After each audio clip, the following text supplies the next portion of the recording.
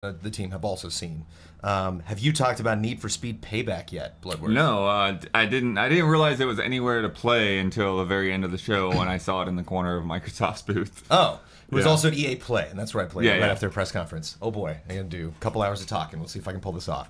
So I got to play the demo that they showed at the EA press conference, and I got to do a race through the same environment. Cool. And I think that game looks gorgeous. I've played Need for Speeds in the past. Obviously, racing is not like one of the forefront of the genres that I seek. Right. But the one thing that he said that like I got my ears kind of perked up is he's like, you say open world, and I'm like, okay, but I'm curious how that works. Like, some people claim things are like open world. Like, I do agree Witcher is open world, but like it is multiple maps. You know, so there's always the question of like, how's it structured? How big are these areas? Is it border to border? You know, something like Horizon, you know, with like little dungeon pockets here and there, or are there multiple areas I can go to?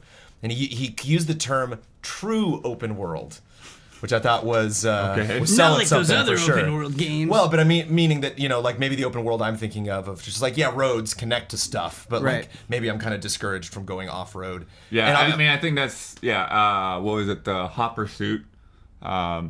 It had a large open world that you could explore, but you were almost always stuck on the roads.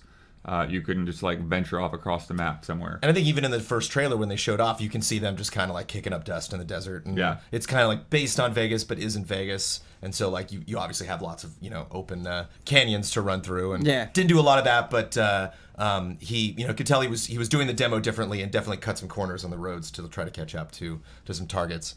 But in regards to the demo that they showed in the EA press conference, one of the only negatives that I felt was it was interesting because you can like slam people, which I've done in so many Need for Speeds before and other games. You know, you just like want to, you know, like ram some guy into a pole, do some awesome slow-mo cinematic to like watch him bail out.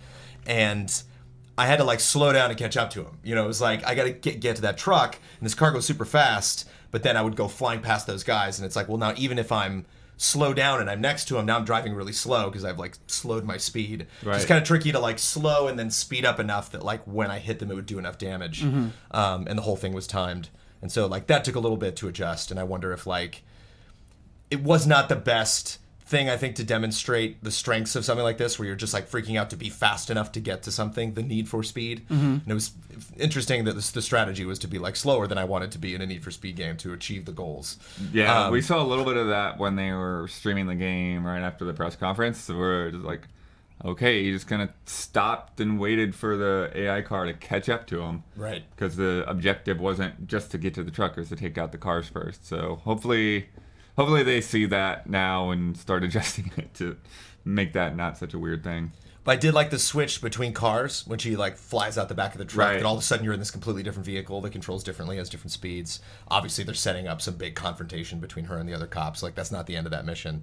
But I think that could be interesting, especially if you're setting it up kind of like a Fast and Furious homage, to suddenly change your perspective to another car. You know, just kind of like be interesting to take over a car ride as like, you know, traffic's coming at you and you have to think really quickly and make split-second decisions. Yeah. Speaking of like thinking quickly, something that we saw in the trailer is you had a point where you had like burning rubble on the ground, and it seemed like you kind of had to weave through that. Was what you were racing on ever a factor? Like, did it change suddenly? You had to react to it, or was it pretty straightforward? And it's just like, no, I'm just focused on the guys more than I'm focused on the road. They had the bit where you bump into the back of the truck in the tunnel, and then he drops some barrels out the back and blows up a bunch of stuff. So like there was some wreckage that you had to avoid. And I think that would. What is the game I'm thinking of that had all these just horrible, like the planes were crashing and buildings were falling over? It was like, I know what you're thinking of. You could Split activate second. like Split second, yeah. Actually, it says I like split second. that I'm game. like, it can't be split second because that's the thing I just said. But yeah, I think that would be a strength of this game to have just completely over the top stuff. Yeah. That you got to avoid. Maybe not like doing like jumps off of buildings and stuff, but that was interesting. And I enjoyed my time with Need for Speed. Again, I got to do a race, which was not shown, but it was on the same map, so you can just imagine doing that map multiplayer against people.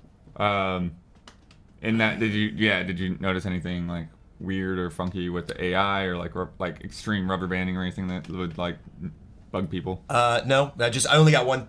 Yeah. I only got one chance at it. So like any bumping into stuff that I did, I figured that was my fault. For so, sure. Was not able to perform admirably enough to challenge the AI. Were you doing any takedowns on the AI in that race? No.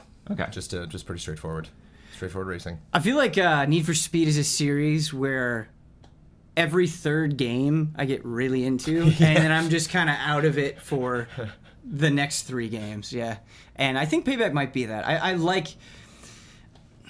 My favorite Need for Speed games are the ones where they're closest to Burnout, basically. Sure. So, because that's all I'm really looking for is the next Burnout. The game. message they're trying to get across. Right. I think just please amp that up. Yeah. Yeah, the takedowns are so Burnout that it's definitely seems to be where the influence is coming from. Characters seem kind of generic too in the cutscenes that I saw, so it'd be nice to like spice them up a little bit. Yeah. Add a little more drama, or don't even Yeah. don't lean on it too hard and just kind of let me build up their character. And Yeah, I feel like they're trying. They're trying to have characters there, but keep it somewhat minimal.